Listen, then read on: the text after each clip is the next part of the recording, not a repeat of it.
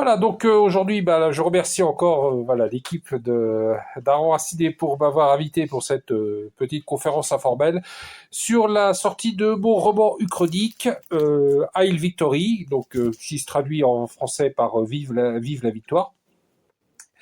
Et enfin, salut à la victoire plus exactement. Donc évidemment c'est la traduction en anglais de Sieg Heil. Et donc c'est une uchronie, comme la couverture le montre, une uchronie qui est un peu inspirée du maître du haut château, de Philippe Conrad Dick, sauf que je pense avoir fait un peu plus réaliste entre guillemets, puisque dans le maître du haut château, les États-Unis étaient vaincus militairement par les forces japonaises et allemandes, ce qui, à mon avis, était plus que improbable. Et donc, dans mon uchronie, les États-Unis deviennent, comme le montre le drapeau américain orné d'une superbe croix gammée. La croix gammée apparaît sur le drapeau américain dans mon uchronique en 1969.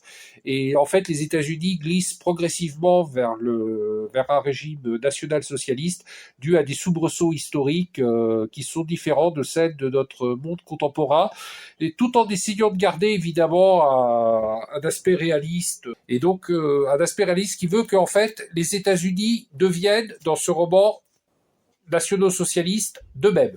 C'est-à-dire qu'il n'y a pas d'intervention extérieure, ils glissent lentement. Voilà, c'est d'ailleurs l'héroïne de mon roman, Déborah Déby, Rebecca Meyer, sympathique petite jeune fille juive d'ailleurs au demeurant, elle fait une très belle comparaison. En fait, elle dit les États-Unis glisser, c'est comme quand on glisse, on met le pied sur un truc de boue et on glisse. Elle dit les États-Unis ils ont glissé comme ça, de manière tout à fait naturelle. Alors, qui dit uchronie dit évidemment changement avec l'histoire, et c'est amusant puisque on a fêté il y a un mois, on a fêté le 90e anniversaire de l'un des deux événements qui ont fait basculer l'histoire dans cet univers parallèle, c'est-à-dire le 9 novembre 1935, date rien à beaucoup de gens.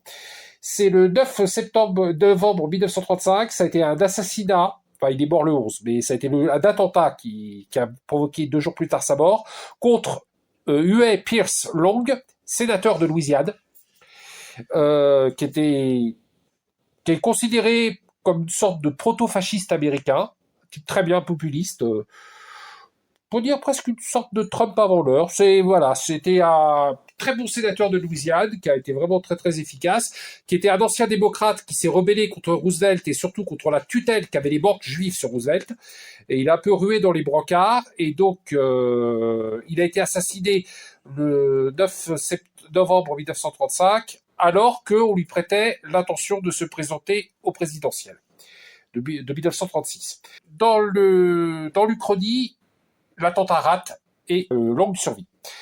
Donc, il va se présenter au présidentiel, mais pas au présidentiel de 1936, au présidentiel de 1940, avec comme colistier Robert Marion Lafollette Jr., qui ne dit pas grand-chose non plus, mais qui est connu pour être le sénateur du Wisconsin. Et dans cette uchronie, évidemment, Long ne gagne pas. Les présidentielles, il ne pouvait pas gagner, mais il est soutenu par une des personnalités les plus influentes des États-Unis à l'époque, le père Charles Couglin, prêtre catholique canadien, qui était prêtre à Detroit et qui fait basculer du côté de Huey Long l'électorat catholique américain. Pas au point de le faire gagner, mais il gagne, aux présidentielles de 1940, il gagne 6 États. La Louisiane, le Mississippi, la Géorgie, l'Alabama, l'Arkansas et le Wisconsin. Et il fait, dans les autres États, entre 5 et 10% des voix. Alors vous me direz, ça change quoi? Eh bien ça change qu'en faisant 10% des voix, il fait perdre à Roosevelt plein d'États. Il fait perdre à Roosevelt New York, il fait perdre à Roosevelt la Pennsylvanie, il fait perdre à Roosevelt l'Ohio, il lui fait perdre le Michigan, l'Illinois, tout un tas d'États à fort gros potentiel d'électeurs, et toutes ces voix vont à Willkie, le candidat républicain. Et il arrive le jour des élections présidentielles, donc il faut 283 grands électeurs à l'époque, en 1940, il fallait 283 grands électeurs pour être président. Roosevelt n'en a que 239, Willkie en a 223, Long en a 63. Donc il n'y a pas de président possible d'être élu. Et le jour du scrutin, le jour où les grands électeurs votent pour le président, à la surprise générale, les 63 grands électeurs de Huey Long votent pour Wilkie, le candidat républicain, ce qui fait que c'est Wilkie qui est élu président des États-Unis à la place de Roosevelt. Donc, pas de Roosevelt président, donc pas d'embargo contre le Japon, pas de soutien à la Grande-Bretagne. Il y a une seconde guerre mondiale, mais elle se limite à la guerre entre l'alliance anglo-soviétique contre l'alliance germano-japonaise. Ça, c'est le premier point. Et le deuxième point, et c'est là qu'on revient à un débat qui a ressurgi le mois dernier à Verdun, après Mercey-le-Kibir, le maréchal Pétain écoute Darlan. Et le 3 juillet 1940, la France déclare la guerre à la Grande-Bretagne. Ce qui fait que la France met sa flotte et son empire à disposition de l'Allemagne. Ce qui fait que le 24 octobre 1940, à Montoire, est signé entre Hitler et Pétain une alliance. La France intègre les puissances de l'Axe au même rang que l'Italie. Et ce que ça provoque quoi? Eh ben, ça provoque que là, entre guillemets, bon, excusez du terme, mais pour reprendre le terme de nos adversaires, là, Pétain collabore, mais là, c'est vraiment de la collaboration militaire à fond. Et ben, ce qui fait que l'Angleterre l'Angleterre va céder, elle va pas tenir militairement face à une alliance. L'apport de la France à l'Axe va changer totalement le cours de la Seconde Guerre mondiale. Parce que c'est le renfort de 4 divisions françaises qui va permettre à Rommel de gagner la bataille d'El Alamein, et donc de s'emparer du canal de Suez, et de faire la jonction avec les forces françaises de Dens, parties de Syrie, de faire leur jonction en Palestine. Et la France envoie un corps expéditionnaire en Russie, comme l'Italie envoie un corps expéditionnaire en URSS, sur le commandement du général Hunsinger. Cette division, vous allez me dire, c'est pas beaucoup. Mais ces 7 divisions vont changer le cours de l'histoire parce que, comme ce sont des Français et que ce sont des très bons soldats, ils vont être mis en première ligne.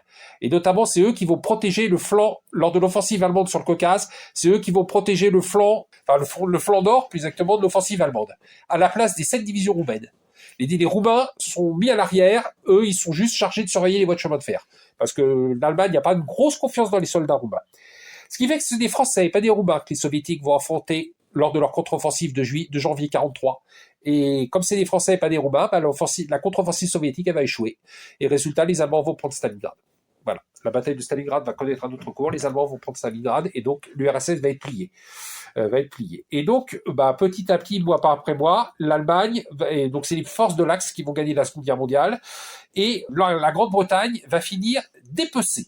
Ça, je peux dire que l'Angleterre, dans cette uchronie, l'Angleterre est particulièrement désossée. Faut bien dire ce qu'il y a. En fait, l'Angleterre devient dans cet univers parallèle devient exactement ce qu'est l'Allemagne dans l'autre. C'est vraiment le pays, on va juger un pays criminel, un pays d'assassins. Churchill est pendu. Alors, il y a le procès de Colchester, qui est le pendant dans cet univers du procès de Nuremberg, où les Anglais sont accusés d'avoir voulu génocider la population allemande avec les bombes à anthrax qu'ils avaient expérimenté en Écosse. On découvre qu'ils étaient près d'avoir la bombe atomique qu'ils comptaient lancer sur Brême pour faire capituler l'Allemagne, donc ils sont accusés de crimes contre l'humanité. Churchill est pendu, suite au procès de Colchester, Churchill est pendu. Le roi George VI est déclaré illégitime et il est remplacé. C'est Édouard VIII, son grand frère, qui est remis sur le trône, qui rechange le nom des Windsor, reprend l'ancien nom des Hanovre.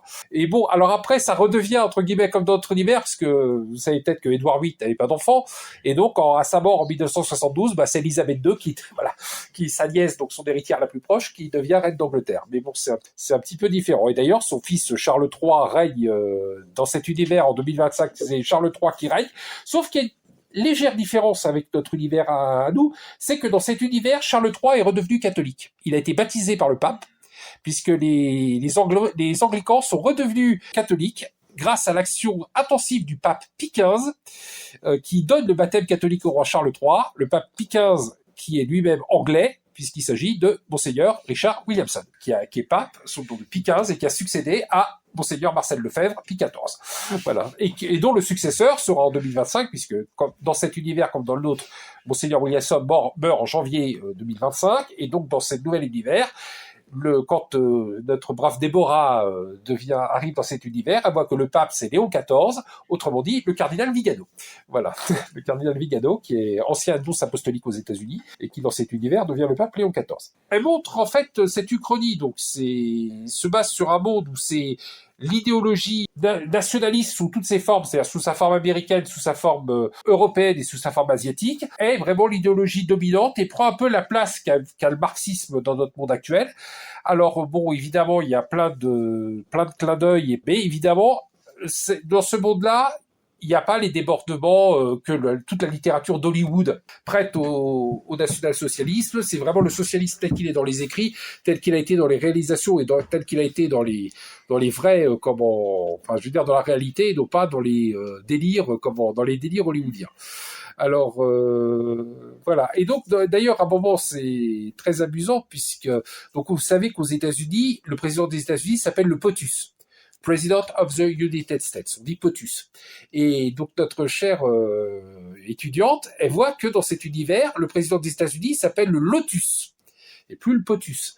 Et elle dit, je comprends pas, elle dit normalement ça devrait être FOTUS, Führer of the United States. Et donc elle tape sur Google, pourquoi Lotus et pas FOTUS? Et là on voit apparaître celui qui est le premier Lotus, donc le premier chef d'État des États-Unis d'Asie, à savoir George Rockwell, qui apparaît en petit personnage de dessin animé sur Google et qui fait « Non !»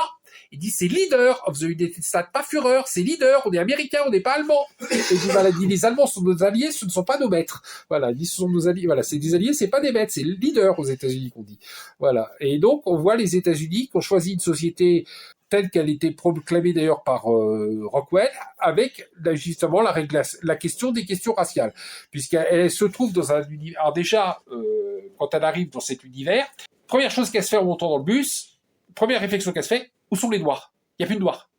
Elle dit, ils sont que 12% dans la brave ville d'Eureka, où toute l'action se déroule à Eureka, en Californie, une ville qui existe vraiment. Et je tiens à faire un petit aparté. Toutes les adresses d'Eureka dans le roman sont des vraies adresses. Les restaurants sont vraiment à l'adresse, les rues, c'est les rues. Alors, la seule liberté que je me suis permis, c'est d'appeler le lycée d'Eureka, qui n'a pas de nom en soi. Je l'ai appelé Franklin Delano Roosevelt pour faire justement il y a un petit gag, c'est qu'elle se retrouve, elle voit que son lycée s'appelle Roosevelt, mais au bout d'un moment, elle réalise que c'est plus Franklin Roosevelt, mais Theodore Roosevelt. Voilà, que c'est plus le même Roosevelt qui est honoré dans le lycée. Et c'est les noms de rue d'Eureka que j'ai changé de nom, parce que à Eureka, les noms de rue, il y a A Street, B Street, C Street, D Street, E Street. Et bon, moi, je trouve que c'est trop sec, et donc j'ai transformé ça j'ai repris les lettres de l'alphabet. Voilà, j'ai transféré A Street, c'est devenu Alpha Street, B Street, Beta Street, C Charlie Street, etc. Voilà. Je trouvais que ça sonnait mieux comme ça. Et sinon, Eureka, même les lignes de bus, à un moment, elle prend le bus pourpre, c'est les arrêts du bus pourpre et les horaires à lesquels le bus passe à cet arrêt. Je suis quelqu'un d'extrêmement pis d'ailleurs. Voilà. Et donc, pour revenir à ces États-Unis, sa première réaction quand elle passe dans le bus, c'est elle voit plus de Noirs. Où sont les Noirs? Il n'y en a plus. Pareil, et donc elle cherche à savoir où ils sont passés, et en fait elle s'aperçoit que dans cette société, la question juive et la question noire ont été réglées toutes les deux, et de manière extrêmement pacifique, relativement pacifique, on va dire. Donc évidemment, ces États-Unis, n'ayant plus l'Axe ayant gagné la guerre, il n'y a plus la propagande d'Hollywood pour les alliés. Donc évidemment, le camp racialiste aux États-Unis a pu s'exprimer ouvertement. Ils avaient l'accès aux médias, voilà, ils étaient plus diabolisés. Donc, au bout d'un moment, évidemment, qui dit ça dit que les lois contre la ségrégation aux États-Unis, il n'y a pas eu de loi. Donc, les États-Unis sont restés un pays où la ségrégation était toujours de mise. Et il y a eu, alors, dans cet univers, évidemment, il n'y a pas de guerre de Corée, puisque la Corée est toujours japonaise. Il n'y a pas de guerre du Vietnam, puisque le Vietnam, c'est toujours l'Indochine française, ça n'a pas bougé, c'est toujours l'Indochine française, donc il n'y a pas de guerre du Vietnam. Mais par contre, il y a deux guerres aux États-Unis qui remplacent cette guerre-là. Il y a une guerre contre le Mexique en 1954 et une guerre contre le Brésil en 1964. Et la guerre du Brésil, c'est un peu la guerre du Vietnam, c'est un peu le même topo. Et sauf que là, il n'y a pas de contre-culture, évidemment. Et le problème, c'est qu'au Brésil, ils ont eu des problèmes avec des unités noires au Brésil. Ils avaient trouvé que le 52e bataillon de Marines, qui était un bataillon de noirs, s'était bien battu sur le front brésilien. Alors, il y a un général américain qui a dit s'ils savent bien se battre, on va peut-être faire des unités, on va rentrer un peu plus de noirs dans l'armée. Pas bonne idée. Pas bonne idée du tout. Au Vietnam, je ne sais pas si vous connaissez ce massacre qui a été assez célèbre au Vietnam, c'était le massacre de Mai Long, en 68. Au Brésil aussi, il y aura un massacre d'un petit village d'Indiens dans le nord du Brésil, commis par une unité noire. Et les tribunaux, la ségrégation est ce qu'elle est, il y a du bien, il y a du moins bien, et il se passe que, ce qui à mon avis est assez cohérent dans un pays de ségrégation, les soldats noirs qui ont commis le massacre sont condamnés à mort, les officiers blancs ont des peines légères. Et ça, les noirs, ça leur plaît pas. Ça leur plaît pas du tout. Faut reconnaître ce qu'il est, ça leur plaît pas. Et il y a des activistes noirs qui passent. Donc il y a un activiste qui s'appelle Jones. C'est le fameux Jones qui a fait le massacre collectif en Guyane en 79. Le fameux pasteur qui avait fait une secte apocalyptique. Et donc dans cet univers, il est communiste, parce qu'il était communiste déjà lui aussi à la base, et il infiltre l'armée, et il fait, sous son couvert de pasteur, il monte les noirs contre les blancs. Et il passe sous les radars. Il passe sous les radars, pourquoi ? Parce que, là pareil, dans un régime de ségrégation raciale, il s'est trouvé quelques blancs au niveau ségrégationniste qui dit les noirs sont trop cons pour s'organiser, on surveille que les blancs. Voilà. Et, comme disait dans 1984 dans Orwell, les prolétaires et les animaux sont libres. Là, pareil, c'est les nègres et les animaux sont libres. Donc, on surveille pas, ils sont pas assez intelligents pour s'organiser. Grave erreur. Et donc, il provoque le fait qu'il y a à un moment, il y a un bataillon de noirs qui massacre ses officiers blancs et qui passe aux Brésiliens. Donc là, ça quid de plus en plus, là. Et bref, ça entraîne dans 1968-69 une guerre raciale, très courte, très courte, mais très violente, dont le point culminant est en 68 à Atlanta, l'assassinat du président Kennedy et du vice-président Wallace, qui sont assassinés à Atlanta tous les deux, le même jour. Et là, les États-Unis sont dans le cul-de-sac, enfin, dans le problème. Le président et le vice-président assassinés. Donc, plus de chaîne de commandement. Donc, officiellement, c'est le président du Sénat qui devient président des États-Unis. Le président des Chinois est vieux et malade. Donc, ils réunissent le Sénat et la Chambre des représentants catastrophe en disant il nous faut un chef d'État. Alors, finalement, il y a un vote qui se fait. Et le vote élit le sénateur de l'Islande. Et oui, parce que l'Islande et le Groenland font partie des États-Unis depuis 1959. Ils ont été achetés par les Américains. Alors vous allez me dire pourquoi je tenais à temps à faire rentrer l'Islande aux États-Unis. Parce que le sénateur de l'Islande, c'est pas n'importe qui, c'est le commandant de la base de Keflavik. Bon, qui n'a jamais été dans la réalité, mais dans la réalité, il était officier de marine quand même au grade de major. C'était évidemment George Rockwell, qui est dans cet univers alternatif, le nazisme n'ayant pas été discrédité, se retrouve sénateur de l'Islande, et donc Rockwell devient président des États-Unis. Et premier geste de Rockwell à la Maison-Blanche en tant que chef d'État des États-Unis, son premier geste à la Maison-Blanche, il poignée de main et accolade à Malcolm X et Cassius Clay, et à Malcolm X et Martin Luther King, et ils disent voilà, la guerre raciale est terminée, les Noirs repartent en Afrique. Et selon le projet de Martin Luther King, ils vont repartir au Libéria. Voilà. Mais le Libéria, c'est trop petit. C'est petit, surtout pour accepter les millions de Noirs américains. Donc, le Libéria va être agrandi. Donc, la France, parce que ça passe quand même à la SDN, ça passe à la Société des Nations, donc la France dit, bon, ok, on veut bien vendre au Libéria, on vend la Sierra Leone et la Guinée. Ça agrandit un peu. Le Portugal dit, allez, nous, on va être gentils, nous, on vend la Guinée portugaise. Voilà, on met la Guinée portugaise dans le corbillon. Voilà, et donc ça crée un État qui est dirigé par Martin Luther King, et donc de 1970 à 1985, par convoi, les Noirs américains partent reconstituer la société, une société africaine, au Libéria, qui est un pays africain classique, enfin un peu, disons assez bien contrôlé. Voilà, et donc le président a longtemps été, d'ailleurs après Martin Luther King, ça a été le maréchal président Colin Powell, qui est ancien chef des armées du Libéria. Et après, il a succédé, et c'est, comme dans la réalité, le troisième président du Libéria, c'est George Weah, qui par son statut de star international devient président. Et les Juifs, vous allez me dire. Et bien dans ce monde-là, étant donné que l'Allemagne a gagné la guerre et que la route de la Méditerranée est ouverte, Heydrich, à la conférence de Wannsee, dit la solution est bonne, on va gagner la guerre, donc on s'est accordé avec la France, Madagascar. Ça se déroule, plus ou moins bien. Alors, du côté allemand, c'est Eichmann, évidemment, qui fait ça. Du côté français, c'est Xavier Vallat. Bon, ils se débrouillent, et donc par convoi, ils partent à Madagascar. Sauf une partie des Juifs soviétiques. les sionistes disent non, nous les communistes du RSS on n'en veut pas. Non. Pas les trop communistes, ça on n'en veut pas du tout, sans façon. Alors là il faut bien en faire quelque chose. Donc là c'est le Japon qui dit écoutez donnez-les-nous, laissez le Japon annexer la Mandchourie annexer le Birobidjan et dit on les met au Birobidjan, on s'en occupe. Là tous les juifs d'Europe partent. Et il reste les juifs américains. Et donc, après la guerre raciale de 60, Rockwell dit aux juifs américains, vous avez joué le mauvais camp, hein. Vous avez joué le mauvais camp. La porte, c'est par là. Donc, ils sont expulsés des États-Unis en 1970, et donc, ils retournent à Madagascar, où ça fait des légères frictions avec les juifs qui sont déjà sur place, parce que les premiers juifs qui sont arrivés d'Europe et d'Afrique du Nord, c'est un peuple de tailleurs, de petits commerçants, d'artisans, et ils voient arriver des médecins, des avocats, des intellectuels qui disent c'est nous qu'on a les diplômes, c'est nous qu'on est des intellos, donc vous nous filez le pouvoir, merci.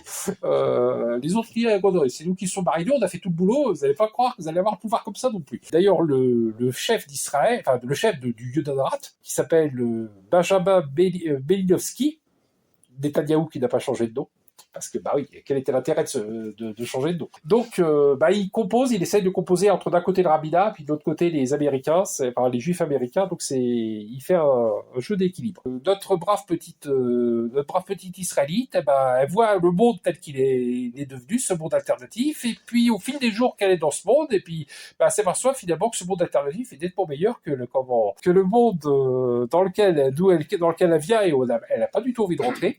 Et comme on dit souvent sur Internet, la fin va vous surprendre. Alors, dans cette Ukraine, j'ai aussi développé, c'est pas une théorie, hein, c'est juste une sensation, on va dire. C'est celle que j'appelle les nœuds temporels. C'est-à-dire que dans cet univers uchronique, comme dans le nôtre, il y a des dates où il se passe la même chose. Mais, des versions différentes, mais il y a des événements qui doivent se passer. Par exemple, ça c'est un détail, il y a par exemple le 11 septembre. Le 11 septembre 2001. Dans notre réalité, tout le monde sait ce qui s'est passé le 11 septembre, et dans ce monde-là, le 11 septembre 2001 est une date très importante aux États-Unis. Parce que l'un des 4 avions qui s'est écrasé sur le Pentagone s'est vraiment écrasé dans cette réalité alternative, il s'est vraiment écrasé. C'est celui qui s'est écrasé en Pennsylvanie. Dans la réalité, il s'est écrasé, problème de moteur. Impossible, les moteurs sont tombés en panne, impossible d'atteindre l'aéroport le plus proche, il s'est craché dans les champs. Et c'est très très important parce qu'il y avait 40 passagers à bord, mais dans les 40 passagers, il y avait la star absolue du rock américain, Elvis Presley, qui n'est pas mort en 77, dû à un régime de santé nettement meilleur, et qui meurt justement dans cet accident d'avion le 11 septembre 2001, et avec le titre The King. Alors tous les journaux américains ont titré The King is Dead, voilà. En 2001, tous les 11 septembre, il y a les chansons de Elvis Presley qui passent en boucle sur les radios américaines, toutes ces chansons passent en boucle. Il y a le mémorial à l'endroit c'est le 11 septembre 2001 pour les Américains, c'est la mort d'Elvis Presley, c'est vraiment un jour iconique. Et donc elle va consulter le mémorial, évidemment Internet, et elle tombe sur un petit article de journaux, parce que tous les journaux du 12 septembre sont reproduits, et elle tombe sur un petit entrefilet où le gouverneur du Texas, George Bush, gouverneur du Texas, pleure la mort dans l'accident de son ami Oussama Ben Laden, président de la banque arabe de développement. Dans cet univers, à la base c'est un banquier. Ben Laden, dans cet univers, c'est lui qui gère les fonds du sultanat d'Arabie aux États-Unis, américano-arabe. Et donc Bush dit oui, voilà, il dit j'ai perdu plus qu'un partenaire d'affaires, j'ai perdu un ami très cher, voilà. Ben Laden est un banquier mort le 11 septembre, et voilà que Bush pleure son ami Ben Laden. Autre petit clin d'œil, je montre que les gens sont ce qu'ils sont. C'est-à-dire qu'une personne, on est tous le produit, de ce qu'on est, mais aussi d'une éducation. Et on est ce qu'on est, mais avec une autre éducation, on serait devenu autre chose de ce qu'on est, tout en restant ce qu'on est. Je vais donner un exemple très précis dans le livre qui a beaucoup fait rire mon éditeur. Ma brave Déby, ma petite lycéenne, va à la cafétéria de son lycée, et il y a la télé en fond sonore. Et d'un seul coup, elle voit, machinalement regarde l'écran, elle voit une main d'enfant qui met un morceau de métal, une boîte de conserve dans la poubelle des papiers. Et là, elle entend une voix, « How dare you !» Et elle voit apparaître une jeune fille blonde avec des nattes, un superbe uniforme des jeunesses hitlériennes avec l'écusson de la Suède. Et elle a dit, mais c'est pas possible, c'est pas elle quand même. Et elle voit la légende, Greta Thunberg, Svenska Bundesmädel, voilà. Et c'est elle qui fait les campagnes de prévention pour la SDN, pour la pureté environnementale, voilà. C'est que Greta Thunberg fait toujours des campagnes pour l'environnement, sauf que dans cet univers-là, eh ben, c'est une parfaite petite nazie. Ce qui, à mon avis, elle serait devenue si elle avait été élevée autrement. Alors, on voit aussi, pareil, pas mal de personnalités qui retournent leur veste à la victoire de l'Allemagne. Par exemple, on voit Aragon. Louis Aragon. Vous savez peut-être qu'il a fait un poème qui s'appelait Guépéou. Aragon renie son poème Guépéou, et en 1946, il écrit la copie exacte de son problème Guépéou, sauf que le poème s'appelle Milice. Et c'est l'apologie de la milice. Voilà. C'est l'apologie de la milice à la place de Guépéou. Pablo Neruda a fait son poème à la gloire de Staline. Le même poème, mot à mot, sauf que dans le poème, c'est pas la gloire de Staline, c'est la gloire de Hitler. C'est tout un tas de soi-disant progressistes de gauche. Et ben, dans un monde où c'est l'axe gagner la guerre, et ben ils ont changé de crèmerie.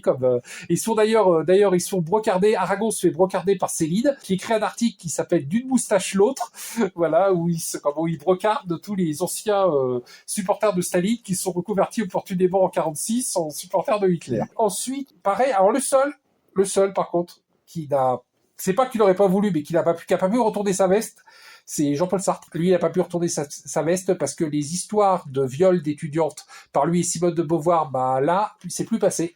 Et donc, il a été légèrement sanctionné par la France de Vichy, et donc il a été légèrement radié de l'éducation nationale et tombé dans les poubelles de l'histoire. Voilà. Picasso a changé aussi, bien sûr.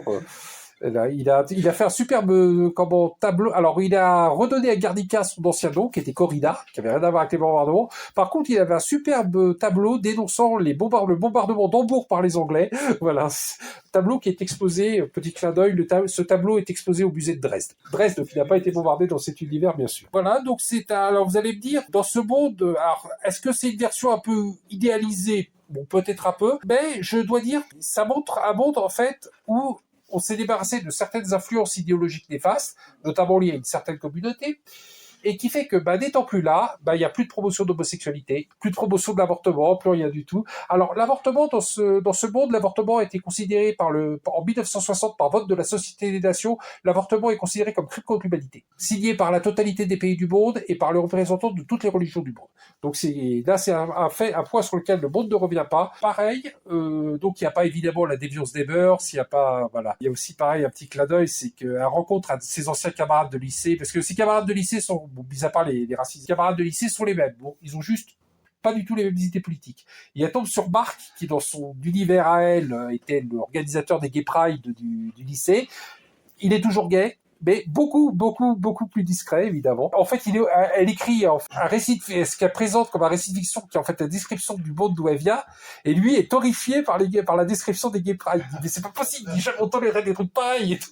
Il y a plein de petits clins d'œil. En fait, ils sont tous très discrets dans le monde, et aux États-Unis, donc il dit que le ralliement pour les gays, c'est FBI. Fond of Boy Intimately, c'est-à-dire amateur de garçons dans l'intimité. FBI, évidemment, un clin d'œil à Edgar Hoover, à Edgar Hoover qu'on était un. Voilà. En Allemagne, le site de ralliement, c'est une allusion à Ernst Röhm.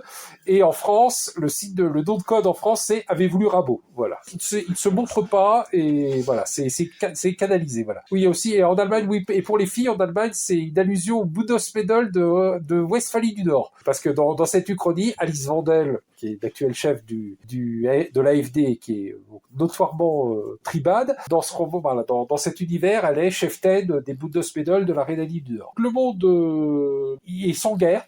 Bon, la délinquance, évidemment, est beaucoup plus basse que dans notre monde. Pas parce que, déjà, parce que, évidemment, aux États-Unis, il faut savoir, le lieu commun aux États-Unis, c'est il y a de la violence parce qu'il y a des armes à feu. Le problème, c'est celui qui est au bout de l'arme à feu. Le taux de mortalité par balle en France, le meurtre par arme à feu en France, c'est de 2,6 pour 100 000 habitants. Aux États-Unis, il est de 1,7 pour les blancs. Il passe à 6,9 pour les hispaniques, à 19,8 pour les noirs. Pour dire les choses crûment, le problème aux États-Unis, c'est pas les armes à feu, c'est les nègres. Donc, dans ces États-Unis où il y en a pas, eh ben la violence est beaucoup moins élevée. Je montre aussi que c'est pas non plus le pays des bisounours, l'homme et l'homme, hein. Et à un moment, donc, notre petite Déborah arrive avec son vélo au lycée, elle met son lycée et son vélo, et puis elle regarde que tous les vélos, aucun n'a d'antivol. Et elle dit à sa meilleure copine Chloé, il n'y a pas d'antivol. Et sa copine, elle dit, attends, elle dit, des antivols? Elle dit, tu sais, 6 mois de camp de travail pour voler un vélo. Elle dit, tu voles un vélo, c'est 6 mois de camp de travail. Tu vas pas voler, tu vas pas prendre 6 mois de camp de travail pour un vélo, hein. Elle dit, non, mais, et ça vaut pas la chandelle, hein. Donc apparemment, on sent que le système judiciaire est assez répressif. Voilà. Et puis bon, à un moment aussi, on voit une voiture de la BAFTE, le bureau des armes à feu explosifs, etc. Et dans cet univers, ils ont des voitures. Parce que dans l'univers actuel, dans la société actuelle, ils en ont pas. Et là, ils ont des voitures de police normales. Et là, ils ont des voitures à eux, avec le logo. Et puis, les voitures, c'est des Ford Falcon. Pour les plus anciens, les Ford Falcon, c'était les voitures des escadrons d'abord d'Amérique latine. Quand ils passent dans leur rue, il y a 2 flics de la brigade de la police d'Eureka. Quand ils voient passer la batte de feu, les gars se foutent au garde à vous au passage de la voiture. Elle entrevoit dans la voiture l'uniforme du gars de la batte de feu. Elle dit, mais attendez, il dit, la batte de feu, c'est pas, normalement, ils ont un pantalon beige et puis une chemise bleue encre comme la police. Il dit, pourquoi ils ont des uniformes noirs, la BAFE? Bah oui, parce que dans cet univers alternatif, la BAFE est en fait l'équivalent de la Gestapo. Voilà. Donc, c'est suggéré dans le livre qu'il vaut mieux pas avoir affaire avec eux. C'est pareil, sa meilleure amie a fait une allusion avec la BAFE. En fait, le fait d'avoir une arme à feu, de brandir une arme à feu devant un gars de la BAFE lui donne le droit de vous abattre sur le champ. À partir du moment où vous montrez une arme à feu devant lui, il a le droit de vous abattre sur le champ. Ça calme l'évocation, comme dirait l'autre. C'est un univers où il n'y a pas de guerre. Enfin, il y a des petites guerres périphériques entre des petits pays, mais les blocs se respectent. Parce que ils peuvent pas gagner. À deux contre un, ils peuvent pas gagner. Il n'y a pas d'intérêt à faire la guerre. Il n'y a aucun intérêt. Parce que les pays vivent en autarcie. Ils ont toutes les ressources disponibles. Quel est l'intérêt de faire la guerre? Puisque il y a toutes les ressources sont disponibles. Les régimes sont à peu près similaires. Il y a aucune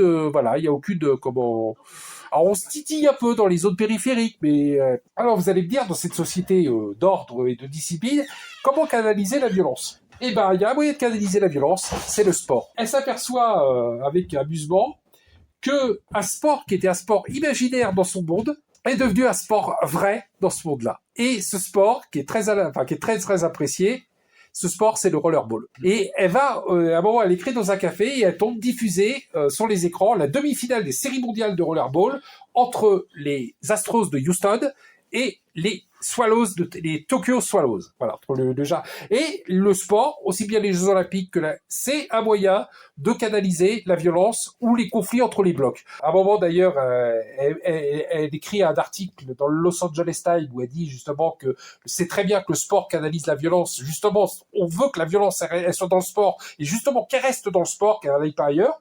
Elle est très bien où elle est, comme elle est très bien où elle est, qu'elle y reste. Il y a un gars un vieil homme qui lui écrit, il dit, écoutez, je suis entièrement d'accord avec vous. Il dit, moi, je suis un ancien du 7e de cavalerie. J'ai fait la campagne du Brésil. À 20 ans, j'ai perdu une jambe sur le front brésilien. Voilà, j'ai perdu une jambe. Il dit, de la guerre au Brésil. Il dit, moi, mon fils, il joue au rollerball. Il dit, pas une star mondiale, mais enfin, il joue au Atlanta Hawks. Il a fait quelques playoffs. Ils ont joué, il a fait le match le plus violent de toute l'histoire du rollerball aux Amériques. Il dit le fameux match entre les Atlanta Hawks et le Botafogo Rio de Janeiro. 17 blessés graves pendant le match. Il a dit, mon fils a fait partie des 8 blessés de l'équipe de Atlanta. Bon, il a dit, c'était la petite guerre entre nous et le Brésil. Il dit, il y a eu 17 blessés, voilà.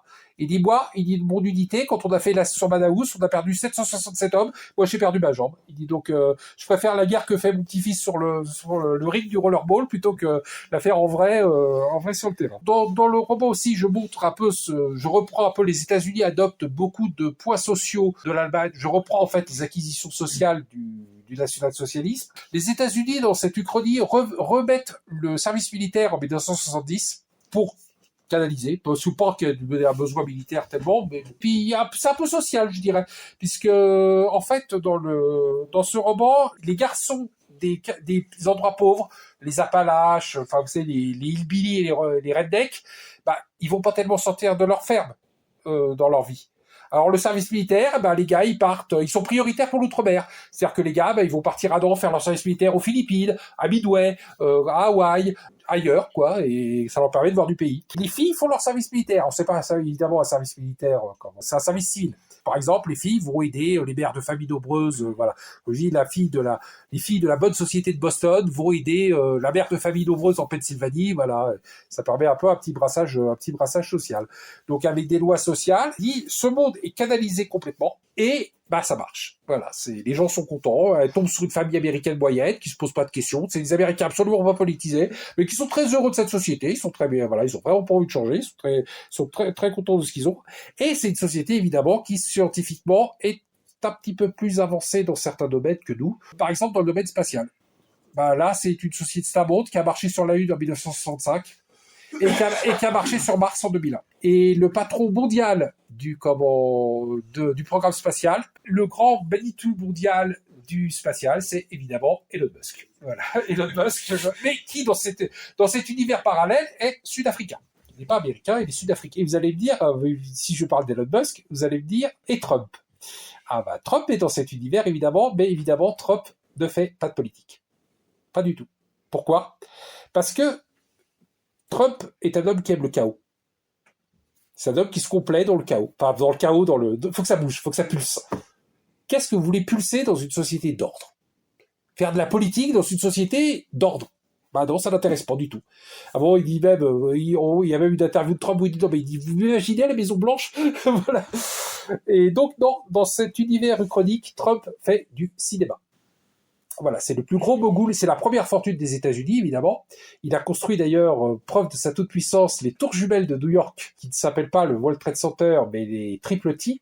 Trump Twin Tower, voilà. Là aussi, il y a des nœuds spatio-temporels qui se font. Donc, Trump est un mania du cinéma, propriétaire de 4 studios il a racheté 4 studios de cinéma en faillite qu'il a relancés. Et Trump, comme dans notre monde, Trump, vous savez qu'il ne touche pas de salaire comme président des États-Unis. Il est bénévole. Et dans cet univers-là, pareil, c'est lui qui double la voix. Il travaille pour Disney gratuitement. Il fait la voix officielle dans tous les films de Disney. Il fait la voix de Balthazar Picsou. La voix de Scrooge McDuck, donc Balthazar Picsou. Et il donne sa personnalité à Picsou. À un moment, d'ailleurs, elle voit un dessin animé, et puis elle voit Picsou, elle dit, mais c'est une caricature de Trump. Elle dit, mais non, c'est pas une caricature, c'est Trump. Parce qu'à un moment, il y a une scène dans DuckTales, donc on voit Miss Quackfaster, la secrétaire de Picsou, qui lui tend un rapport, puis elle lui dit, mais Monsieur McDuck, c'est un rapport du gouvernement. Et là, on voit Picsou qui saute à pieds joints sur son bureau, qui déchire le rapport en confetti, qui fait fake news. Donc il adapte en fait sa personnalité. Et pour la petite histoire, il a convaincu Elon Musk de doubler la voix de Gripsou, l'ennemi de Picsou. Gripsou qui est sud-africain. Donc il a convaincu Elon Musk de doubler sa voix. Voilà. Donc dans ce truc, le 6 janvier 2021, dans notre univers, donc il y a l'affaire du Capitole, du soi-disant assaut contre le Capitole. Dans cet univers parallèle, le 6 janvier 2021, Trump fait une OPA hostile sur Capitol Records, la grosse société de disques américaine. 54 mois de procédure judiciaire, et le 10 novembre 2024, la date où dans notre univers Trump est réélu président, Trump gagne le procès devant les cours américaines pour la prise de contrôle de Capitol Records. Il félicite son avocate qui compare aux grognards de Napoléon et aux Marines de MacArthur. Il félicite son avocate de lui avoir permis de gagner le procès par sa hargne. Et l'avocate est filmée et fait sa déclaration et a dit « J'ai renversé ce panier de déplorables ». Et on s'aperçoit que l'avocate de l'Empire Trump, c'est Hillary Clinton, qui dans ce monde est devenue une avocate d'affaires très redoutable. Ce qu'elle aurait pu devenir, à mon avis, je pense que si elle n'avait pas été prise par la politique, elle resterait devenue une avocate d'affaires assez redoutable, à mon avis, parce que c'est le genre de bonne femme, vaut mieux pas l'avoir en face. Je pense qu'elle serait procédurière. Alors bon, on verra, il y a plein de clins d'œil de personnages, de personnages du monde contemporain qui sont remis, qui voient leur évolution dans l'univers. Et un peu dernier petit clin d'œil. À la fin du roman, elle part à Madagascar voir sa famille. Et elle s'assoit à côté de l'avion, à côté d'un jeune militaire français, un jeune officier de marine qui part à la base française de Diego Suarez et qui est en train de lire un journal de foot. Parce que c'est la Coupe du Monde 2026 aux États-Unis. Dans cet univers comme dans le nôtre, c'est la Coupe du Monde 2026 aux États-Unis. Et elle voit en une de la photo, 2 joueurs de foot africains pour le grand choc du groupe Afrique de qualification. Groupe Afrique, le grand choc, comment Cameroun AOF, voilà, le Cameroun allemand, qui est allemand, contre l'AOF, et elle voit que les 2 joueurs qui sont là dans le maillot du Cameroun et l'autre dans le maillot de l'AOF, et ben les 2 joueurs, c'est Mbappé et Dembélé. Voilà, qui sont français, ni l'un ni l'autre. Voilà, l'un est camerounais et l'autre est de l'AOF. Donc la France garde son empire colonial, mais c'est pas qu'il y a une loi. Disons qu'il y a une politique commune qui fait que les colonisés, ils viennent pas en métropole. Une sorte de convention, ils ne viennent pas en métropole. Alors ils ont une certaine autonomie ils sont dirigés par des gouverneurs. Généralement, les colonies sont dirigées par des gouverneurs. Alors il y a aussi à un moment un petit passage rigolo en Éthiopie. L'empereur d'Éthiopie, le nouvel empereur d'Éthiopie, qui est donc maintenant l'arrière-petit-fils de ses alliés. Donc son arrière-petit-fils est devenu empereur. Sa mère est morte impératrice, pleurée par tout le pays, qui est même pleurée par la gouverneure, c'est une femme, la gouverneure italienne, puisque l'Éthiopie est italienne, gouverneure italienne de l'Éthiopie, pays où elle a fait ses études, pays qu'elle porte dans son cœur parce qu'elle a fait ses études là-bas, une certaine Alessandra Mussolini. Celui qui a fait ses études de médecine, voilà. Pour ceux qui ne sauraient pas, elle a fait ses études de médecine à l'université d'Addis Abeba. Voilà, donc c'est truffé de petits clins d'œil comme ça, et en fait qui montrent que les gens, et en fait elle voit tous ses camarades de classe, ils sont restés ce qu'ils sont, mais dans un autre monde, en fait leur nature première a pris le pas. Par exemple, sa meilleure copine de Chloé, dans notre monde, c'est une activiste antifa.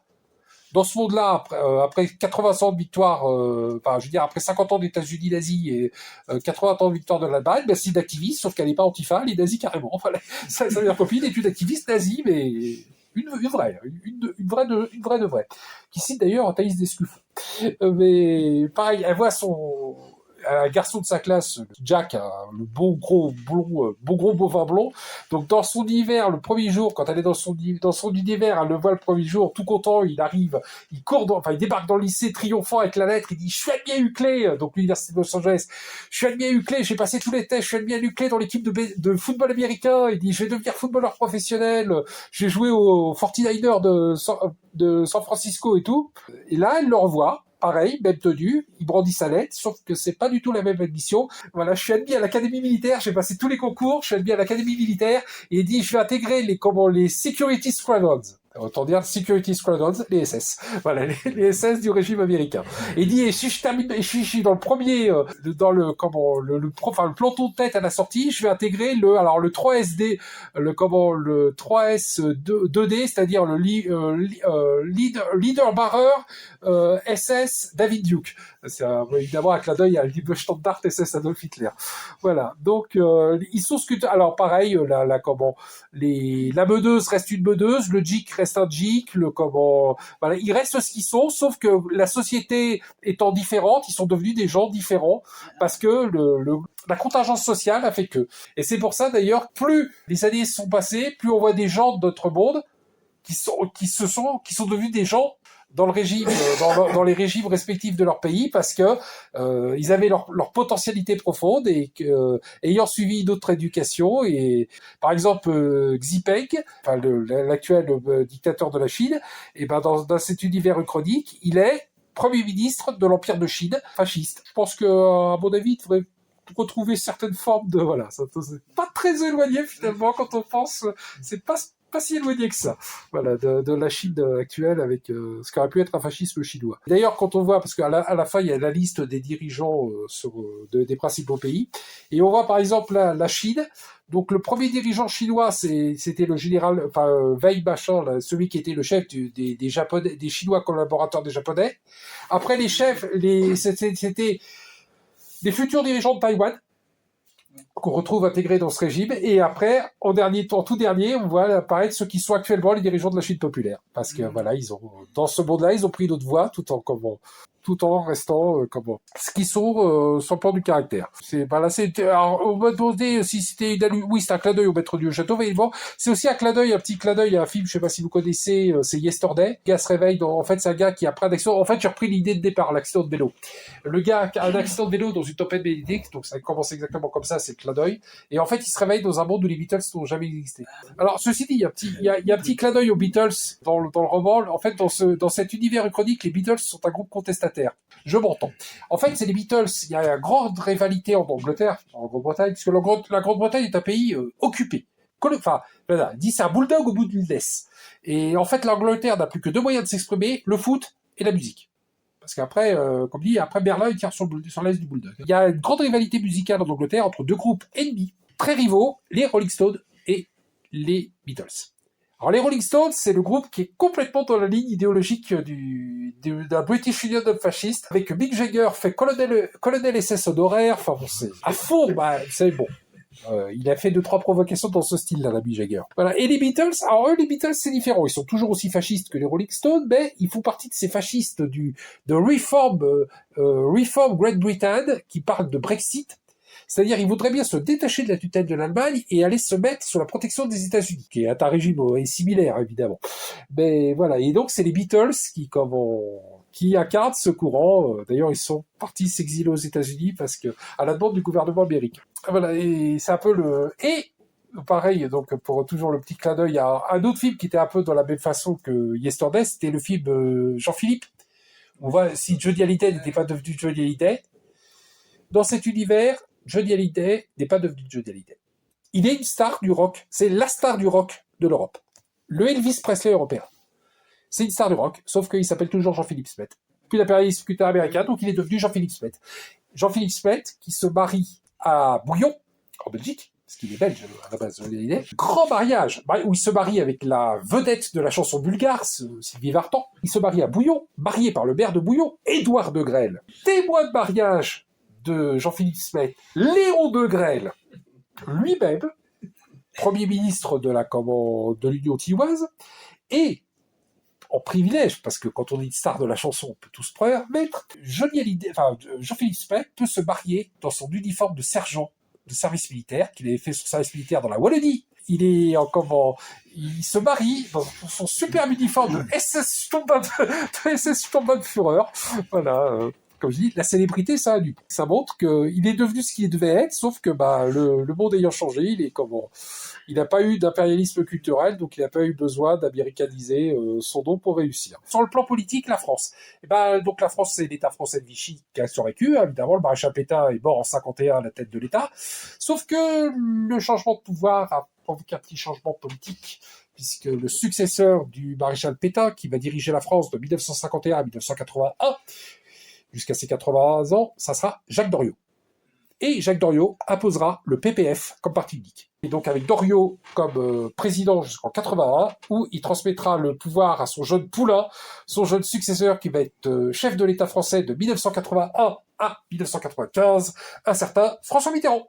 François Mitterrand qui, je suis prêt à parier des dollars contre des pesos, que si l'Axe avait gagné la guerre, Mitterrand aurait été un nazi convaincu. Je peux dire qu'il aurait été, et Mitterrand, donc, qui laisse le pouvoir en 95, une fois à sa mort, en 95, qui laisse le pouvoir, et donc, de 1995 à 2017, âge de ses 80 ans où il rend le pouvoir sera exercé par Jean-Marie Le Pen, voilà, qui sera le chef de l'État français. Jean-Marie Le Pen, donc, dans cet univers, uchronique, Marine Le Pen n'existe pas. Oui, elle n'existe pas parce que Jean-Marie Le Pen ne s'est jamais marié avec Pierrette Lanade. Dans cet univers, Jean-Marie Le Pen ne s'est jamais marié avec Pierrette Lanade. Il s'est marié avec celle avec qui il a eu, je pense, une aventure. Et si le destin avait été différent, je pense que leur mariage n'aurait pas été impossible. Dans cet univers, on surnomme en clin d'œil Le Pen, le Kennedy français, parce que dans cet univers uchronique, il s'est marié à Brigitte Bardot. Brigitte Bardot qui a arrêté de cinéma en 1974 pour se consacrer aux animaux, comme dans notre univers, voilà, et qui est devenue First Lady, voilà, ils disent, elle est devenue First Lady de 95. Par exemple, le Japon aussi avec la Chine. Alors, dans cet univers, la Chine est amputée de la Mandchourie et puis de l'île de Haïnan par le Japon. Ils ont bouffé des gros bouts de Chine parce que, juste pour avoir leur espace vital, en fait. Et en fait, le reste de la Chine, comme ils ont annexé la Mandchourie, ils ont Pouilly sous les bras, ils savent pas trop quoi en faire. Et là, ils ont une idée. Ils remettent Pouilly à la tête de l'Empire de Chine. Et il le marie avec la plus jeune des filles de Hirohito. Voilà, il le marie avec la fille de Hirohito, comme ça il colle l'Empire de Chine et l'Empire du Japon. Comme ça leur permet de contrôler la Chine sans avoir à occuper chaque rizière. Et pareil pour les Indes. Donc les Indes ne sont pas débitées en Pakistan, au Bangladesh, non, ça reste l'Empire des Indes. Et ils trouvent le vieux Moghol, le vieux descendant des sultans moghols, qui est âgé de 87 ans, qui est à moitié liquide. Bon, ils le sortent de sa naphtaline pour le nommer empereur des Indes. Voilà, et après, ils essayent de refaire une chaîne de succession avec un empereur unique pour l'Inde, une sorte de maharaja en chef, un peu comme ça. Voilà. Donc c'est un monde qui vit, où chacun ayant ses ressources naturelles et tout, il y a objectivement plus de raison d'avoir la guerre. Alors, une dernière chose avant de finir. Donc, qui dit, d'ailleurs, c'est la question que se pose notre petite Déborah. Il n'y a plus de noirs aux États-Unis. Qu'est-ce qui est devenu le Ku Klux Klan? Oui, il n'y a plus de noirs. Qu'est-ce qui est devenu le Ku Klux Klan? Eh ben, le Ku Klux Klan s'est autodissous en 1970. Il n'y a plus de noirs. Il n'y a plus de raison d'être là. Et les Klansmen, les mieux entraînés, on va dire, sont incorporés dans la 36e division des sections de sécurité Nathan Forrest. Alors ça, je sais pas pour ceux qui connaissent ces divisions Waffen-SS. Et si j'ai choisi la 36e division Nathan Forrest, c'est que, évidemment, c'est un clin d'œil, puisque dans la Waffen-SS, la 36e division, c'était la Oscar Die Wrangler, qui n'était pas spécialement une troupe d'élite, ce qui n'était pas spécialement une troupe d'élite dans la Waffen. Je crois que ça a été, à mon avis, objectivement, je pense que ça a été la pire. Dû à son recrutement, puisque c'était une unité anti-partisan, et donc, elle recrutait des gens pour qui ils zigouillaient du partisan. Voilà, qui avaient des aptitudes pour le faire. Voilà. À côté de ça, c'était pas des gens spécialement sympathiques. Mais on s'est fait un petit clin d'œil. Et donc, les Klansmen sont devenus la 36e division d'Athan Forest. Donc, s'il y a des questions, oui. Et la Russie, oui. dans tout ça parce que la Russie. Très bonne question. Donc, la Russie, évidemment, alors, elle reçoit des armes des États-Unis. Quand même. Parce que, les États-Unis, il faut qu'ils vendent leur câblotte. Donc, ils vendent à la Russie. Mais, bon, évidemment, il n'y en a pas assez. Et donc, la Russie, après la bataille de Stalingrad, Leningrad tombe aussi, un peu après, et il y a une offensive finale de Moscou. L'offensive finale de Moscou, où a participé la 2e division blindée française, du général Leclerc. Et Leclerc reçoit des Allemands le surnom d'Erneuil Murat. Voilà, il le compare à Murat, le beau-frère de Napoléon, qui était le chef de la cavalerie napoléonienne, et donc les Allemands, émerveillés par les compétences de Leclerc, le comparent à Murat. L'URSS tombe, alors les Allemands se disent qu'est-ce qu'on va en faire. Alors bon, elle est dépiautée. L'Ukraine devient dépendante, sauf la Crimée, qui reste russe, puisqu'elle était toujours à l'époque russe. Les pays baltes, évidemment. La Biélorussie est donnée est plus ou moins fusionnée avec la Pologne. La Turquie prend des petits bouts, grignote un peu. Le Birobidjan, le Tanatuva, ça va aux Japonais. Et le reste de la Russie, il réhabilite. En fait, la Russie redevient un empire. Ils remettent les Romanov sur le trône. Donc ils cherchent le dernier héritier qui reste, et ça vient à la princesse Maria. D'abord Vladimir, cousin du tsar, Vladimir qui devient donc tsar, et à sa mort c'est sa fille Maria qui devient donc en 2025 la Russie, et c'est la tsarine Maria qui dirige la Russie.